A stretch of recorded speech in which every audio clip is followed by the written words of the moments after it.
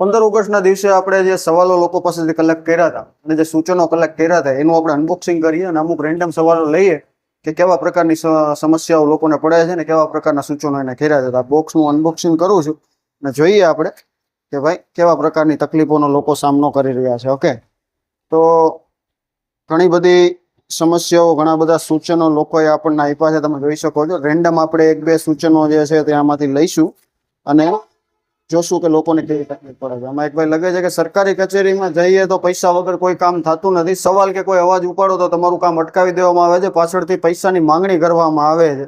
પૈસા વગર કોઈ પણ જાતનું કામ થતું નથી. આ બાબતે કંઈક થવું જોઈએ, એવી રીતનો એક સવાલ ભાઈએ કર્યો છે.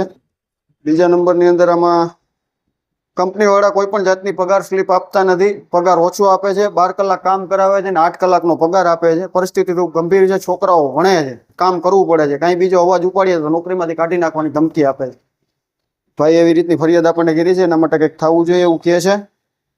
આની અંદર લખ્યું છે ભ્રષ્ટાચાર ક્યારે રોકાશે. ખાલી એક જ લીટીમાં લખ્યું છે, એથી વિશેષ કંઈ થતું નથી. ભ્રષ્ટાચાર ક્યારે રોકાશે? જ્યારે તમે બધા HR ને સપોર્ટ કરશો, HRM યારે જોડાશો, એક થશો, જાજો અવાજ બનશે, તાકાત બનશે, તમે થઈ શકશો. બરાબર છે. આ ભાઈ બીજું શું લખે છે આની અંદર આપણે જરાક વાંચી લઈએ.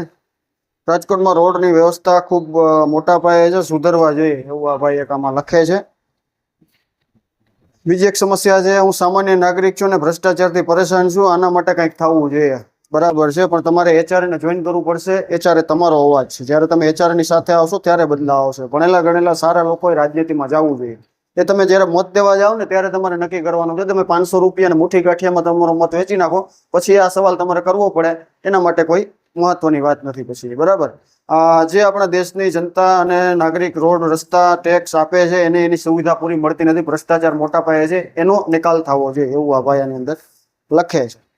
ઓકે, અમારા વિસ્તારમાં સરકારી સ્કૂલની હાલત ખૂબ ગંભીર છે. પ્રાઇવેટ સ્કૂલની અંદર ફી ખૂબ વધારે છે. પાછા રોકડા પૈસા આપવાની વાત કરે છે અને પૂરી સ્લીપ આપતા નથી. શિક્ષણની વ્યવસ્થા સુધરવી જોઈએ. આ ભાઈ એવી રીતનું લખે છે અંદર. બરાબર છે, સુધરવી જોઈએ. અમારા વિસ્તારની અંદર કોર્પોરેટર કોઈ પણ ચૂંટાયેલા અધિકારીઓ આવતા નથી. રોડ, રસ્તા, પાણી, સ્વાસ્થ્યની ખૂબ મોટી સમસ્યા છે, એનો નિકાલ થવો જોઈએ. આ ભાઈ એવું લખે છે. આગળ આની અંદર એવું છે કે રાજકોટની સરકારી હોસ્પિટલની અંદર દર્દીઓ સાથે ખૂબ મોટા પાયે ગેરવર્તન થાય છે, મોટો ભ્રષ્ટાચાર ચાલે છે. આ બધા બાપ હોય એવું વર્તન કરે છે. આના માટે કંઈક થવું જોઈએ. આવી રીતની સ્વાસ્થ્યની વ્યવસ્થા આપણા રાજકોટની અંદર ચાલી રહી છે. બરાબર.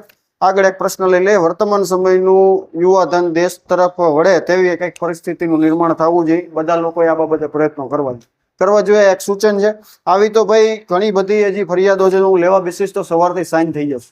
તો આ શિક્ષણ, રોજગાર, સ્વાસ્થ્ય બાબતે તમામ લોકો, જનતા પરેશાન છે. એના માટે આપણે લડાઈ લડી રહીશું. આ તમામ જે પ્રશ્નો છે આનો નિકાલ ભવિષ્યમાં આપણે કરશું ને એના માટે આપણે લડશું. લડાઈ આપણી ચાલુ છે. આવનારા સમયની અંદર તમારા વિસ્તારની અંદર આવી રહી છે, તમારા ગામની અંદર આવી રહ્યા છે. શિક્ષણની, સ્વાસ્થ્યની, રોજગારની વ્યવસ્થાઓ કેવી છે એ બાબતે તમારી સમસ્યા સાંભળવા માટે થઈને તો તમારે શું કરવાનું છે? HR ને જોઈન કરવાનું છે. HR ને મજબૂત કરવાનું છે. જો આપણે મજબૂત હશું તો આ લોકો સામે આપણે લડી શકશું. HR ને જોઈન કરવા માટે લિંક તમને બાયોમાં મળી જશે. જોઈન કરો. એક સાથે લડીશું ને એક સાથે જીતીશું. જય ભારત, જય હિન્દ.